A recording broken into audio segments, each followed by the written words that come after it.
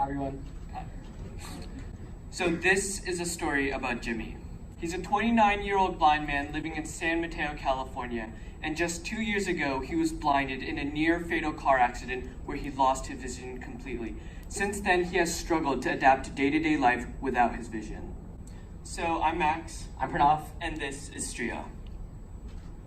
The premise of the Stria band is very simple. It's worn around the user's waist, and if they begin to veer or move away from their intended target, it will sense that movement and alert them with the vibration on the corresponding side. So if I, as a user, am starting to move towards the left, it'll sense that, vibrate on my left side until I correct my path, allowing me to be much safer and much more direct when I'm walking.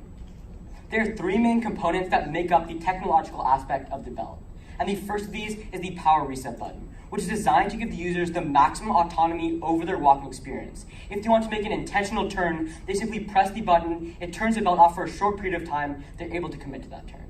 Furthermore, as mentioned before, we use vibration motors on either side of the user's waist, so if they do end up unintentionally veering, it'll sense that and give them a gentle vibration so they know that it's time for them to turn back.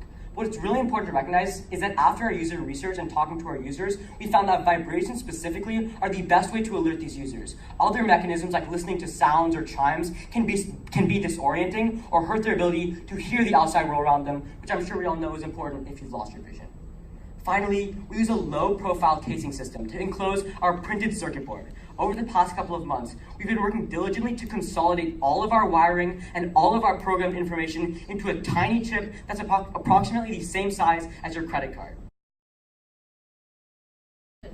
Yeah, can you talk about the technology of how they set their path? Is it through a mobile app? Is that synced, or how is that managed? Sure. So essentially, the technology used is called an MPU 6050.